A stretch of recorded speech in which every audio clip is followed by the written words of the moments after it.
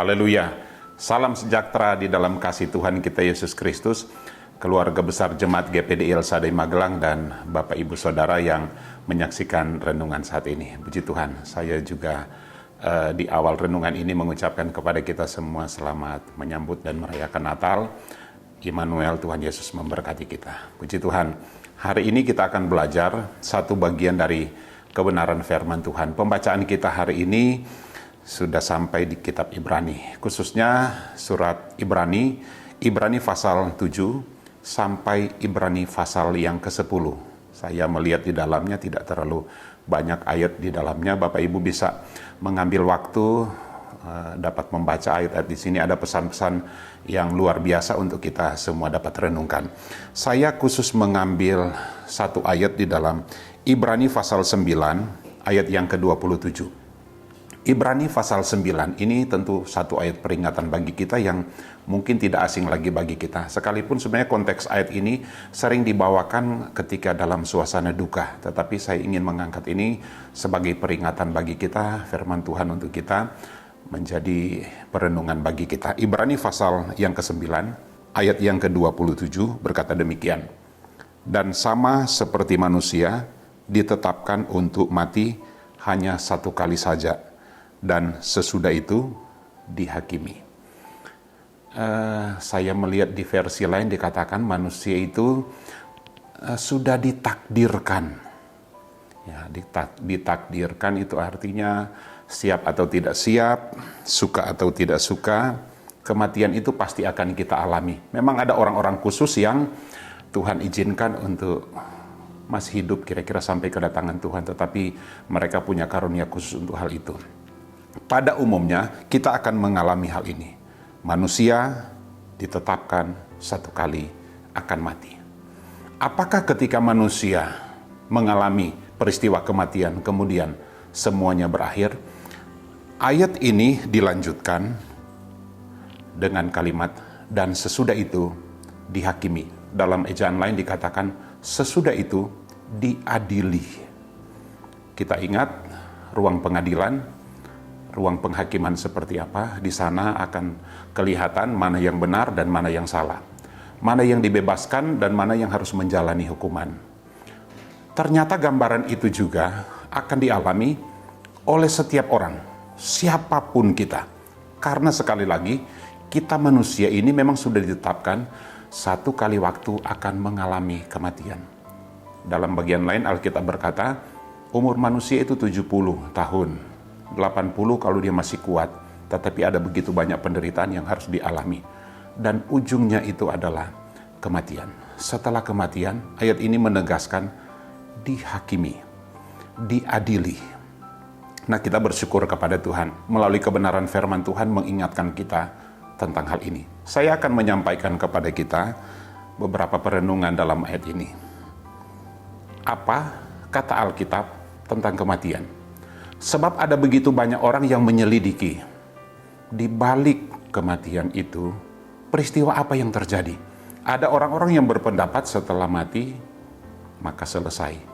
Itu sebabnya ada sebagian orang yang melaksanakan ritual pembakaran mayat dengan anggapan sebagaimana tubuh hancur lebur dan juga dihamburkan ke laut, demikian juga hidup manusia setelah mati itu berakhir sudah. Tetapi Alkitab tidaklah demikian menjelaskan kepada kita. Ada satu kehidupan yang akan dialami, dan kehidupan itu kekal. Sekalipun dunianya berbeda, kehidupan yang pertama adalah sorga yang kekal, kehidupan yang kedua adalah neraka yang kekal. Dan itu sekali lagi bagi sebagian orang itu adalah satu misteri. Tapi bagi kita yang percaya kepada Tuhan itu sudah digariskan oleh firman Tuhan dan pasti akan dialami. Yang pertama yang saya catat di sini, peristiwa apa atau apa kata Alkitab tentang kematian. Khususnya saya akan membahas atau menyampaikan perenungan ini bagi kita yang percaya kepada Tuhan. Sebab ini akan menjadi satu penghiburan bagi kita.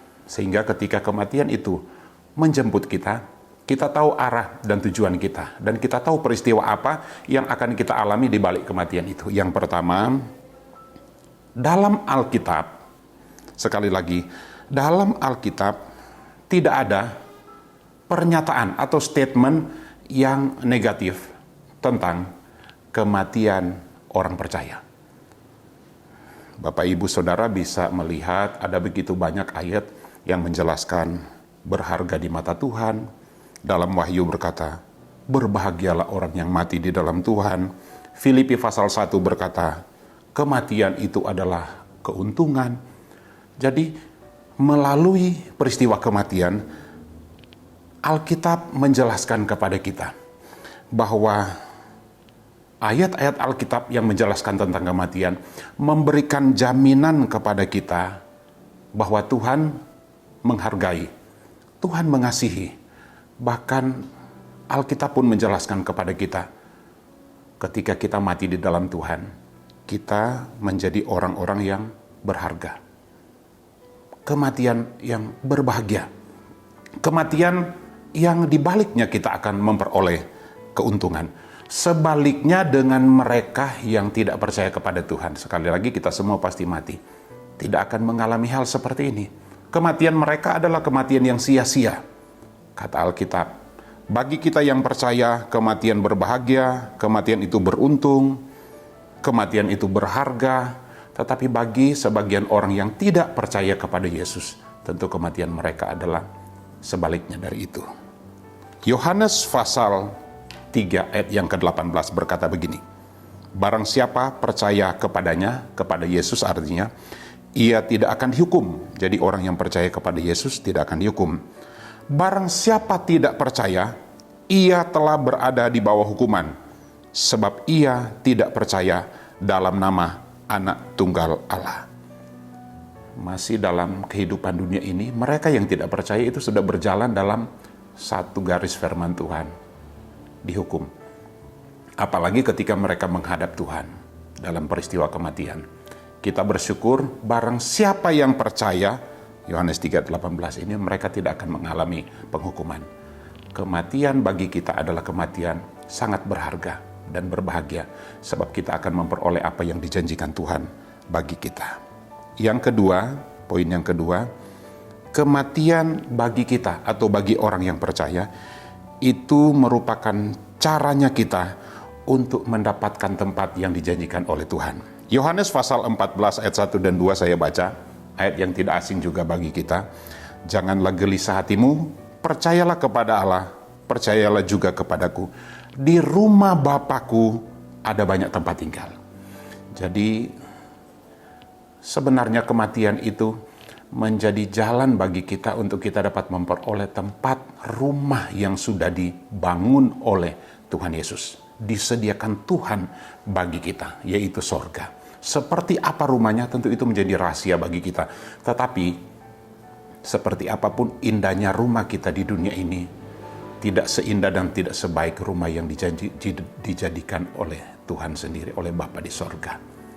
Ya, rumah yang luar biasa yang Tuhan siapkan bagi kita. Kematian adalah jalan kita untuk dapat memperoleh apa yang dijanjikan Tuhan, yaitu rumah Bapa, sorga yang kekal. 2 Korintus 5 ayat yang ke-1, ayat juga yang tidak asing bagi kita. Karena kami tahu bahwa jika kemah tempat kediaman kita ini di bumi dibongkar, memang ini berbicara, digambarkan, diumpamakan, hidup kita ini seperti kemah. Ya, yang hanya sementara saja.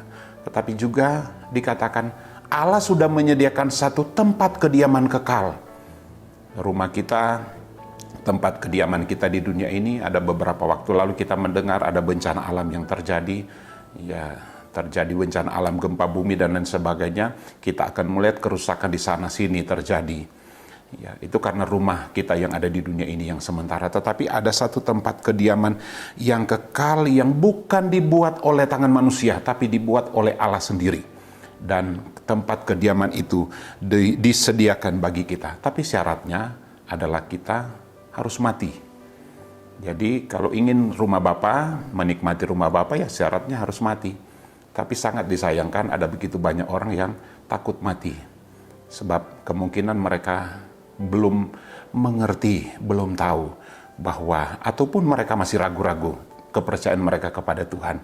Tapi saya yakin kita semua keluarga besar Jemaat GPD El Shaddai Magelang dan Bapak Ibu yang menyaksikan acara ini, yang percaya kepada Tuhan, yakin bahwa kematian yang akan kita alami justru itu menjadi kesempatan untuk kita dapat menikmati rumah yang disediakan oleh Tuhan bagi kita. Yang ketiga, yang terakhir, kematian bagi orang yang percaya itu merupakan kesempatan bagi kita untuk kita bertemu muka dengan muka. Khususnya kita akan melihat wajah Yesus itu seperti apa. Bapak Ibu sekarang melihat wajah Yesus, apalagi momen Natal ini dengan kelahiran dia kita melihat wajahnya ya digambarkan atau diumpamakan dengan wajah seorang anak kecil yang imut. Tapi ketika kematian kita alami, kita akan melihat wajah Yesus yang sesungguhnya. Wajah Yesus yang asli. Wajah Yesus yang kita lihat di gambar-gambar, di kalender, di gambar ilustrasi dan lain sebagainya itu hanya hasil karya tangan manusia. Tetapi ketika kita mengalami kematian, kita baru kenal, oh ini tuh wajah Yesus yang sebenarnya. Bapak Ibu ingin mengenal dan mengetahui wajah Yesus, ya harus mati. Ya, siap-siaplah untuk mati. Kalau nggak mau mati, ya nggak akan bertemu dengan Tuhan Yesus. Ya, itu sebabnya bagi kita yang percaya kepada Tuhan, tidak usah takut mati, karena kematian itu kita akan bertemu muka dengan Yesus. Sebagai kesimpulannya, kematian bagi orang lain itu satu hal yang menakutkan sebab mereka tidak akan mendapatkan apa-apa. Mungkin hukumannya akan mereka dapatkan. Tapi bagi kita kematian itu adalah satu hal yang berbahagia. Kematian itu menjadi kesempatan bagi kita untuk mendapatkan rumah yang dijanjikan oleh Bapa, dan kematian itu menjadi sarana bagi kita untuk bertemu dengan Yesus. Bahkan juga kita akan berfellowship bersama-sama dengan saudara-saudara kita seiman. Melalui kesempatan ini, Bapak Ibu, saya ajak, mari kita juga mengajak keluarga kita yang lain untuk percaya kepada Tuhan, supaya kita pun akan bertemu bersama-sama di sorga nanti. Sangat disayangkan kalau ada anggota keluarga kita yang tidak bertemu dengan kita di sorga. Kita di sorga dan mereka di tempat yang lain. Ingat tentang kematian orang kaya dan Lazarus, itu ada tempat yang nyata. Nah, melalui kesempatan ini, mari dorong keluarga kita, doakan mereka, ajak mereka untuk percaya kepada Tuhan. Siaplah untuk mati, sebab kematian itu bukan suatu kematian yang sia-sia bagi kita orang yang percaya, tapi untuk bertemu dengan Tuhan Yesus Kristus. Tuhan memberkati kita semua. Mari kita berdoa. Kiranya kami keluarga besar Jemaat GPD El Shaddai Magelang tidak lupa terus berbuat baik dan memberi bantuan, sebab korban-korban yang demikian yang berkenan kepada Allah adalah sempurna. Terima kasih, segala puji bagi nama-Mu. Selama Tuhan izinkan kami hidup di dunia ini, biar kami pakai kehidupan ini untuk menjadi berkat. Apa yang kami kerjakan, biar untuk semua hormat kemuliaan bagi nama-Mu. Sebagaimana Engkau sudah memberikan segala-galanya bagi kami, termasuk tubuh-Mu untuk menanggung dan menyelamatkan kami.